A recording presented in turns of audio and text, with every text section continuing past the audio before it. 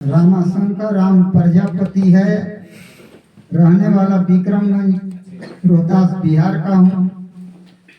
और विशेष अपना मैं परिचय बता दूं कि मुंशी जी मेरे छोटे चचेरे भाई हैं।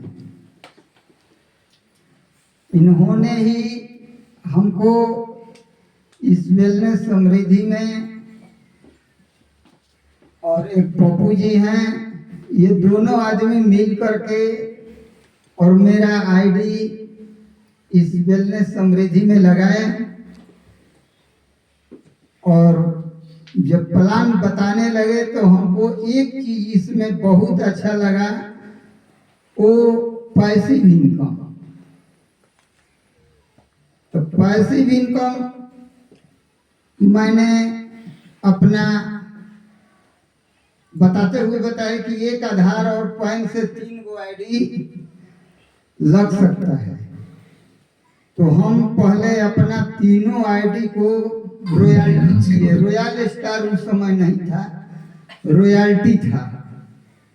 उसके बाद जब अपने परिवार को तीनों आईडी का रॉयल्टी किया तो उसके बाद ये रॉयल स्टार आ गया। तो रॉयल स्टार जो रॉयल्टी तो किया ही था, उसको रॉयल स्टार फंड में कन्वर्ट कर दिया, अपना और अपने फैमिली का भी।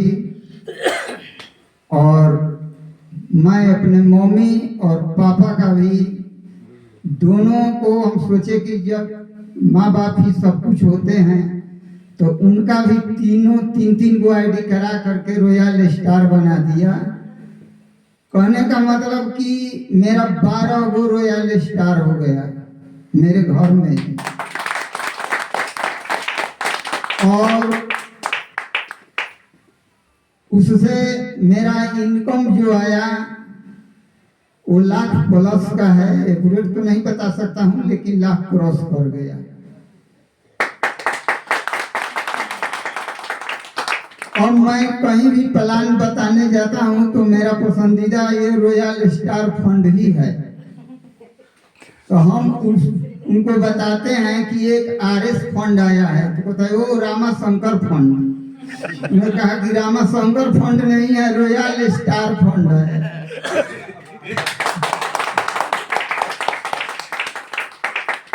और अभी तो ये 7 महीने की कंपनी है। जैसे बच्चा जब 7 महीने से स्कूल में जाता है तो ज्यादा से ज्यादा क्या सीखता है? बहुत सीखेगा तो ABCD सीखेगा। नहीं जाता है ना। नहीं 7 महीना अगर बच्चा जाता है, अगर स्कूल में जाएगा नहीं सीख पाएगा। तो ज्यादा से ज्यादा टीचर, अगर इंग्लिश मीडियम अभी ज्यादा चल रहा है तो ज्यादा सिखाएगा तो ABCD सिखाएगा। तो मेरे गुरु भी सिखाए थे। जब हम स्कूल छोड़ रहे थे तो वही नर्सरी वाला क्लास हमको बताए थे कि जिंदगी में सफल होने के लिए हम आपको वही नर्सरी वाला ABCD 4 को बता देते हैं, ABCD। तो वो आपको फॉर्मूला ABCD वाला सोचता हूं कि आप लोगों को बता दें, ताकि आप लोग भी वही ABCD जान करके और सफल हो जाइए। जैसे बचपन में पढ़ने जाते हैं तो A for Apple, B for book, या बॉय या बॉल, C फॉर कैट और D फॉर डॉग पढ़ते हैं। लेकिन अब हम लोग बुद्धिजीवी हो गए हैं। इसमें एक अर्थ मेरे गुरु बताए हैं, A फॉर एटीट्यूड होता है, नजरिया, दृष्टिकोण। एक पॉजिटिव होता है नजरिया और एक निगेटिव होता है।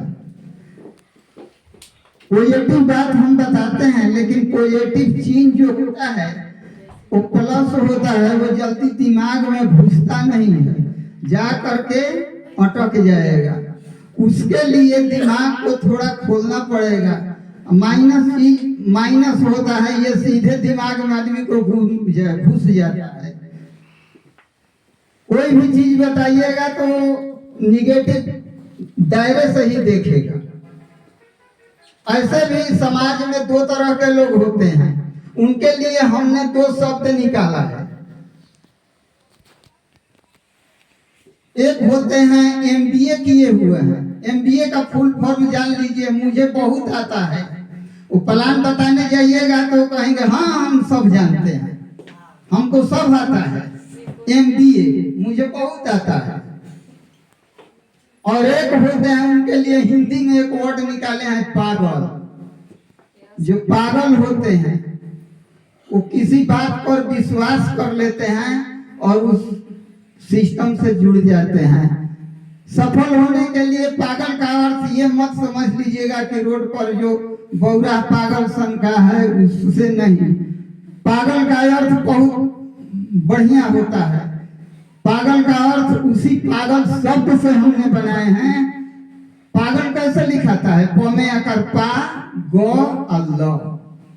पा का अर्थ होता है पाने के लिए, ग्रहण करने के लिए, और ग का अर्थ होता है गतिशील, और ल का अर्थ होता है लक्ष्य।